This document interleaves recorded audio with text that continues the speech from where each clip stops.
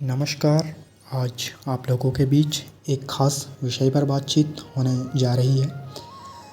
ये विषय है माँ भगवती जगदम्बा आदिशक्ति भवानी त्रिपुरा सुंदरी सिंहवानी माँ नंदा देवी राजराजेश्वरी की, और जिन्हें हम उत्तराखंड की अधिष्ठात्री देवी और गढ़वाल व कुमाऊँ की कुलदेवी भी मानते हैं। तो जैसा कि आप सभी लोग जानते हैं, अगले वर्ष 2026 में नंदा देवी राज्यात होनी है। तो ये उसी के विषय में थोड़ी जानकारी है कि कैसे ये राज्यात प्रारंभ हुई। तो जैसा कि आप सभी जानते होंगे, माँ नंदा, जिनका जन्म ऋषाशों यानी कि ऋषियों की भूमि उत्तराखंड में हेमंत ऋषि और माता मैणावती के घर में होता है, और माँ नंदा का उपनाम गौरा भी है। बचपन से ही बहुमुखी प्रतिभा की धनी नंदा जब अपने किशोरावस्था में होती हैं, तब पिता हेमंत और माता मैणावती नंदा के विवाह के बारे में सोचने लगते हैं। और इसी समय कैलाश में विराजमान भगवान भोलेनाथ के विवाह को लेकर भी देवताओं के बीच चर्चा हो रही होती है। तो देवताओं में ये चर्चा होती है कि आखिर भगवान भोलेनाथ से इस विषय में बात कौन करेगा।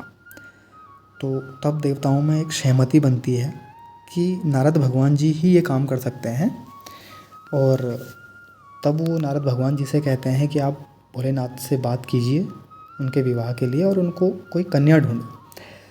तब नारद भगवान जी भोलेनाथ को मनाते हैं और भगवान भोलेनाथ नारद जी की बात को मान जाते हैं। और तब नारद जी ऋषाशों में पहुंचते हैं। ऋषाशों में पहुंचने के बाद वो हेमंत ऋषि के घर पहुंचते हैं और उनके सामने उनकी कन्या नंदा और कैलाशवासी भगवान भोले शंकर के विवाह का प्रस्ताव उनके सामने रखते हैं। इस बात पर हेमंत ऋषि और मैणावती प्रसन्न होकर विवाह के लिए हाँ कर देते हैं। तब नारद जी उनसे कहते हैं कि आप अब विवाह की तैयारी करो और आज से ठीक 7वें सोमवार को भगवान भोलेनाथ बारात लेकर ऋषाशों पहुँचेंगे। आखिरकार वो शुभ दिन आ जाता है। भगवान शिव बारात लेकर ऋषाशों में हेमंत ऋषि के घर पहुँच जाते हैं। लेकिन भगवान भोलेनाथ के बाराती जो होते हैं वो ऋषाशों की लोगों की कल्पना से परे होते हैं। ऐसे बाराती कोई आधे सिर वाला, कोई उल्टे पैर वाला, कोई बिना पेट का, और स्वयं भगवान शिव वैरागी रूप में। ये देखकर माता मैणावती परेशान हो जाती हैं और नारद जी से पूछती हैं कि हे नारद भगवान, आखिर इनमें वर नारायण जी हैं कौन। तो वो जो आजकल आप लोग मांगल में एक लाइन सुनते होंगे, तो उसमें मैणावती जी कहते हैं, पूछती हैं नारद भगवान जी से कि कुहोलो मेरी धिया को जानीता कह द्योला धूलिया रग। तब नारद जी कहते हैं, जय की होली बागंबर छाला सुहोलो तेरो हिया को जानीत। ये सुनते ही मैणावती रोते बिलखते मूर्छित होकर गिर जाती हैं। और ये देखकर नारद जी को थोड़ा बुरा लगता है। तो वो भगवान भोलेनाथ जी से प्रार्थना करते हैं कि हे प्रभु, ऐसा मत करो, आप अपना रूप बदलो। तो भगवान शिव नारद जी की बात मान लेते हैं और फिर भगवान अपने भव्य और दिव्य रूप में प्रकट होते हैं। ये देखकर मैणावती और हेमंत ऋषि थोड़ी सामान्य होते हैं और विवाह की प्रक्रिया आगे बढ़ने लगती है। विवाह प्रक्रिया पूर्ण होती है तो विदाई का समय आता है, और जब बारात विदा होकर के वाण गांव से आगे रणकधार में पहुंचती है, तो वहाँ पर एक रणकासुर नाम का असुर माँ नंदा पर वार करता है। तो माँ नंदा काली का रूप धारण करके उस असुर का वध करती हैं और फिर बारात निरंतर आगे बढ़ती है। बारात कैलाश पहुंचती है तो धीरे धीरे दिन बीतने लगते हैं। नंदा वैवाहिक पारिवारिक जिम्मेदारियां निभाने लगती हैं और भगवान शिव अपने ध्यान में मग्न बैठे रहते हैं।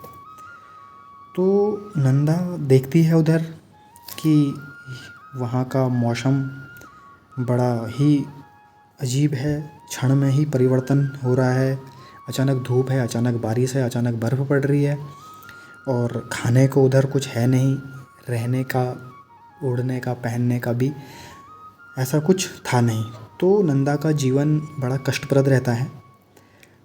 और नंदा ने सुना होता है कि भगवान भोलेनाथ के तो 9 भंडार हैं, देखती हूँ इनमें कुछ होगा। तो नंदा की कल्पना ये होती है कि भगवान के भंडार हैं तो उनमें सोने, चांदी, हीरे, जेवरात, अन्न, धन होगा।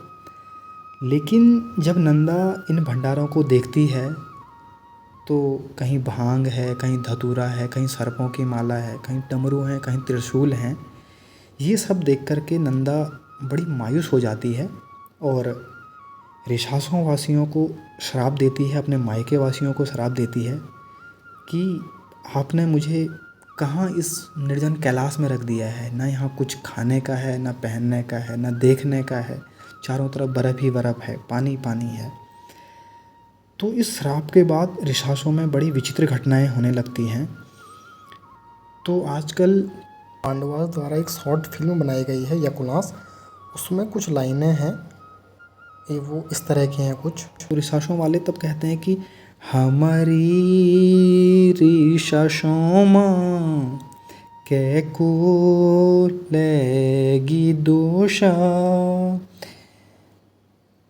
हिवाला कैलाशों माँ कैको लेगी दोषा, तैली मैली शार दुबड़ो जाम्यूचा, भैंसियों का खरक सिंवलो सौर्यूचा, बखरों का गोठ बगलो लग्यूचा। जब ऋषासों में इस तरह की विचित्र घटनाएं होने लगती हैं कि खेतों में भांग जमा हुआ है, घास जमी हुई है, फसल हो नहीं रही है, गायों के गौशालों में भैंस जन्म ले रहे हैं, भैंस के गौशाले में के गर्भ में गाय जन्म ले रही है, दूध की जगह खून आ रहा है। और जब ये विचित्र घटनाएं होती हैं तो ऋषासों वाले इस बात का पता करते हैं। और जब ऋषासों वालों को ये पता चलता है कि नवविवाहित नंदा निर्जन कैलाश में परेशान है, व्याकुल है और उसी का ये श्राप है, तब वो नंदा को बुलाने कैलाश जाते हैं और नंदा की कैलाश की परेशानियाँ, उसकी व्यथा सुन करके वो तब ये निर्णय लेते हैं कि अब हम हर 12 वर्ष में तुझे बुलाएंगे और तेरी एक भव्य विदाई होगी। और इसी टाइम से राज्यात यात्रा शुरू होती है। तो इसको हम विस्तृत से जानेंगे अपनी अगली वीडियो में। तब तक के लिए धन्यवाद।